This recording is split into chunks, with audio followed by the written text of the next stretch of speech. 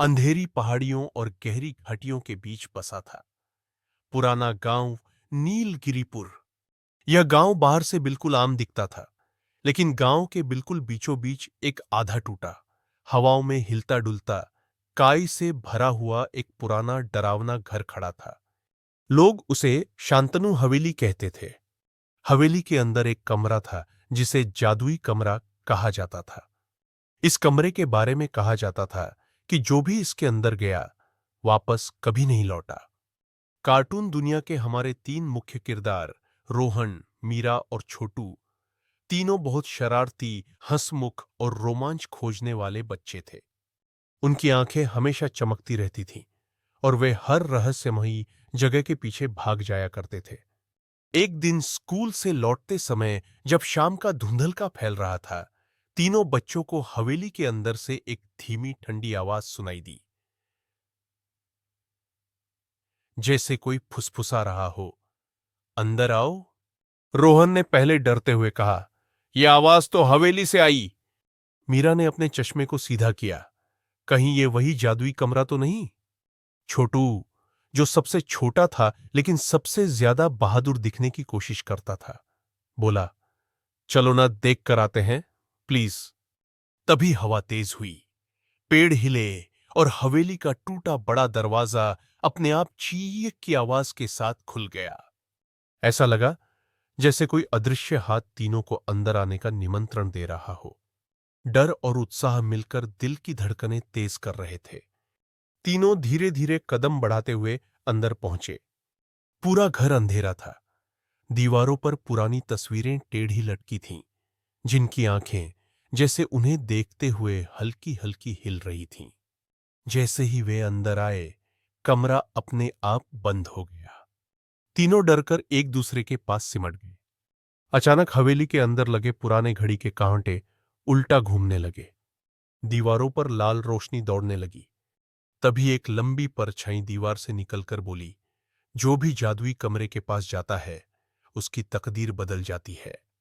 तीनों बच्चे हक्के बक्के रह गए। रोहन ने हिम्मत करके पूछा, तुम कौन हो? परछाई ने सिर घुमाया, मैं इस कमरे का रक्षक हूं और आज तुम तीनों ने इसे जगा दिया है। हवेली के बीचों बीच एक छोटा लकड़ी का दरवाजा था, जिस पर अजीब अजीब नक्काशियां बनी थीं। तीन चेहरों वाली आकृति, उड़ती छाया, रोती आंखें। वही था जादुई कमरा। जैसे ही छोटू ने हाथ दरवाजे पर रखा, दरवाजा चमक उठा और हवा में तैरने लगा। मीरा चिल्लाई, रोको इसे! लेकिन तब तक देर हो चुकी थी।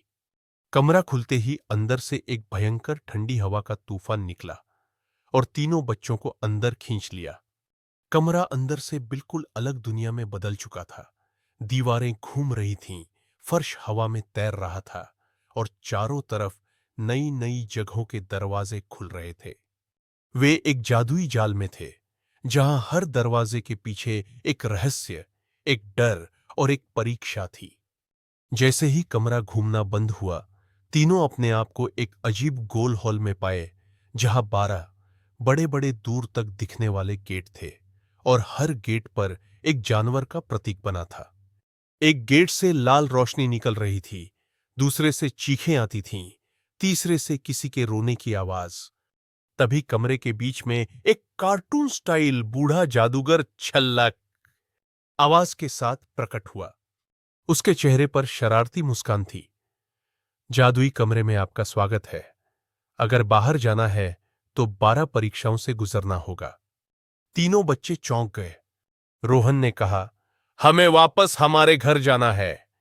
जादूगर ने हंसते हुए कहा, तो रास्ता ढूंढो, अगर ढूंढ पाओ तो। इसके बाद पहली परीक्षा शुरू हुई। पहला दरवाजा, डर का जंगल। जैसे ही वे अंदर गए, कार्टून पेड़ अचानक जीवित होकर बच्चों से बातें करने लगे। मुड़ जाओ वरना खत्म हो जाओगे। किसी का पैर पकड़ने वाली बेल, किसी पेड़ की आंखें लाल। तीनों ने एक दूसरे का हाथ पकड़कर दौड़ लगाई और मुश्किल से बाहर निकले। दूसरी परीक्षा, हंसता रोबोट। एक बड़ा कार्टून रोबोट जो हंसते हंसते अचानक गुस्सा हो जाता और पीछा करने लगता। छोटू ने रोबोट का ऑफ स्विच खोजा और उसे बंद किया। तभी दरवाजा खुला। तीसरी परीक्षा, समय का जाल। हर तरफ घड़ियां चल रही थीं और जैसे ही कोई गलती करता, घड़ी उसे उलटी दिशा में घुमाकर किसी दूसरी जगह फेंक देती। मीरा ने अपने गणित वाले दिमाग से सही रास्ता निकाला। घंटों की भाग दौड़ और डरावनी चुनौतियों के बाद वे 7वें दरवाजे तक पहुंचे, जहां हवेली की परछाई फिर से प्रकट हुई। आगे तुम्हारी सबसे कठिन परीक्षा है, क्योंकि जादुई कमरे की असली कहानी अब शुरू होती है। जैसे ही 7वां दरवाजा खुला, बच्चों ने अपने आप को एक बड़े काले समुद्र किनारे खड़ा पाया। आकाश में केवल लाल बादल थे और समुद्र में भूतिया आकृतियां तैरते दिख रही थीं। एक खाली नाव खुद ब खुद उनके पास आकर रुकी। नाव पर लिखा था, सच्चाई के पार जाओ। नाव जैसे ही आगे बढ़ी, समुद्र का पानी काला हो गया। अचानक पानी से हाथ निकलकर नाव पकड़ने लगे, जैसे किसी को बच्चों को नीचे खींचना हो। तभी मीरा ने देखा, एक कार्टून लाइट हाउस दूर चमक रहा था। तीनों चिल्लाते हुए उसी दिशा में नाव मोड़ने लगे और जैसे ही लाइट हाउस पहुंचा, नाव किनारे पर आ लगी। अंदर एक कमरे में एक पुरानी डायरी मिली, जिसमें लिखा था, जादुई कमरे को किसी ने शाप दिया है। जो बच्चे इसमें फंसते हैं, वही इस श्राप को खत्म कर सकते हैं। उसी समय एक भूतिया आकृति उनके सामने आई, एक छोटे बच्चे का कार्टून भूत। वह रोते हुए बोला, मैं आरव हूं। बहुत साल पहले मैं इस कमरे में फंस गया था। मैं बाहर नहीं जा पाया, लेकिन तुम तीनों बाहर जा सकते हो, अगर मेरी खोई आत्मा को आजाद कर दो। अब कहानी भावनात्मक और डरावनी दोनों दिशा में मुड़ जाती है। आरव ने बताया कि श्राप इसलिए लगा क्योंकि एक लाल कपड़ों वाला काला जादूगर कमरे पर कब्जा करना चाहता था। उसने जादुई कमरा बनाया था ताकि हर बच्चा अंदर आए और उसकी शक्तियां बढ़ें। श्राप खत्म करने का सिर्फ एक तरीका था, उस जादूगर की आंखों से उसकी शक्ति निकालनी होगी, जो 10वें दरवाजे के अंदर छिपा था। इसके बाद 8वीं परीक्षा, भ्रम का महल, जहां हर चीज डुप्लीकेट दिखती थी। 3-3 रोहन, मीरा, छोटू, सही दोस्त की पहचान करने पर ही रास्ता खुलता। एक ऐसी जगह जहां दुखी रहने पर पत्थर बन जाते और खुशी दिखाने पर दानव हमला करते। बच्चों ने संतुलन पा लिया। 10वीं परीक्षा, लाल जादूगर का कमरा। यह कहानी का सबसे डरावना हिस्सा। जादूगर बड़ी लाल टोपी, कार्टून मगर डरावने चेहरे के साथ हंसते हुए बोला, तुम सोचते हो मैं तुम्हें बाहर जाने दूंगा? कमरे की दीवारों से हजारों हाथ निकलकर बच्चों को पकड़ने लगे। रोहन ने हिम्मत दिखाते हुए कमरे की दीवार पर बने नीली आंख के चिन्ह को छुआ और तभी जादूगर की शक्ति कम होने लगी। जादूगर चिल्लाया, नहीं! मीरा ने जादुई किताब उठाई और मंत्र पढ़ा।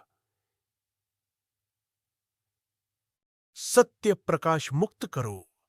एक तेज नीली रोशनी फैली और जादूगर धुएं में बदल गया। काला कमरा टूटकर 12 गेट एक एक कर बंद होने लगे। अब उन्हें तुरंत बाहर निकलना था। आरव मुस्कुराया, तुमने मुझे आजाद कर दिया, अब मैं जा सकता हूं। उसकी आत्मा नीली रोशनी बनकर गायब हो गई। तीनों दरवाजों से दौड़ते हुए भागे और अंत में सबसे पहला दरवाजा फिर चमका, जो उन्हें वापस हवेली में छोड़ गया। जैसे ही तीनों बाहर निकले, हवेली धूं धूं कर गिरने लगी और जादुई कमरा हमेशा के लिए गायब हो गया। सुबह की धूप फिरी और गांव वाले बच्चों को सुरक्षित देखकर खुश हो गए। तीनों एक दूसरे को गले लगे और आखिर उन्होंने जादुई कमरे का रहस्य सुलझा दिया था।